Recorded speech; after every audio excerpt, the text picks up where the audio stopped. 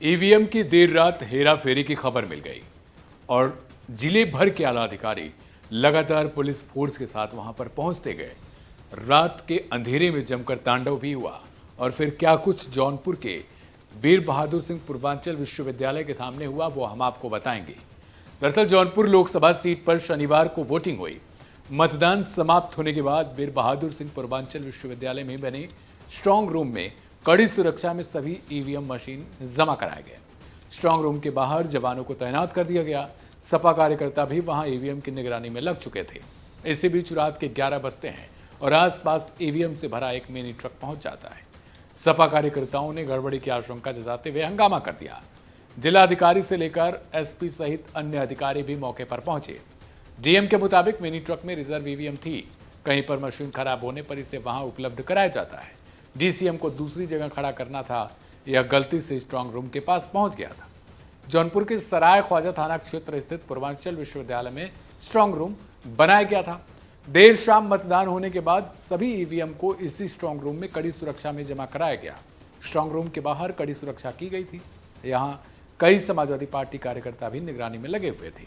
अचानक से देर रात के 11 जब बजते हैं तो मुंगरा बादशाहपुर से फिरोजाबाद नंबर की एक डीसीएम पहुंच जाती है।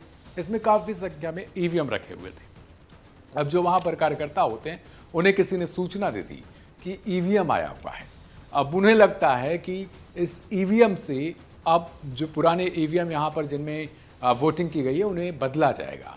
ये उन लोगों के बहुत सारे सवाल थे, लिहाजा उन्होंने कॉल्स करके लगातार अपने आसपास के सपा कार्यकर्ताओं को इकट्ठा कर लिया और आरोप लगाना शुरू कर दिया कि ईवीएम खोलिए, इसमें हेराफेरी की जा रही है, ईवीएम में कुछ छुपाया गया है।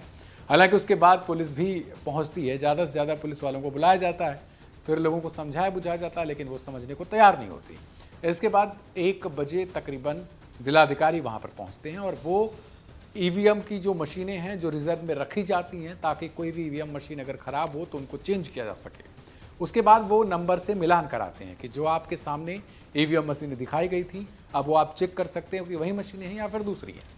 इसके बाद जब उनको समझाया बुझाया जाता है, उन्हें ईवीएम मशीनों का मिलान कराया जाता है, तब जाके जो सपा कार्यकर्ता हैं वो शांत होते हैं। अब आपको हम सुनवाते हैं जिलाधिकारी ने क्या कुछ इस मामले में बताया, उनको सुनिए। देखिए, ये हमारे एआरओ मुंगरा बादशाह आराम से मुंगरा बादशाहपुर हैं और जो हमने अपनी जो ईवीएम्स हैं वो हम जब कल वितरण में रवाना करते हैं तो उसमें जो रिज़र्व ईवीएम्स होती है वो सेक्टर मजिस्ट्रेट्स को और दी जाती है यहाँ से डिस्पैच स्थल से।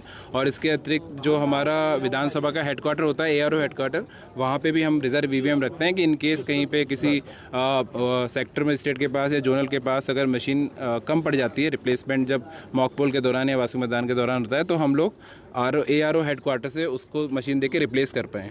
तो ये हमारा वो एआरओ हेडक्वार्टर की रिज़र्व मशीनें हैं जो कि मुंगरा बादशाहपुर से और वेयर हाउस के लिए जारी थी। चूँकि यहाँ पे बाहर जाम था इसलिए जो यहाँ के नायब तहसीलदार, जो इसके तहसीलदार थे प्रभारी, उन्होंने यहाँ के नायब से बात किया और वो इसको जाम के कारण यहाँ गलती से अंदर लाके उन्होंने खड़ा कर दिया। इसको लेके हमारे जो समाजवादी पार्टी के जो प्रत्याशी थे और उनके जो यहाँ पे लोग थे तो उन्होंने उसको लेके ऑब्जेक्शन किया था कि सभी यहाँ पे कैसे आ गई और उसको लेके उन्होंने स्थिति स्पष्ट करने के लिए कहा था।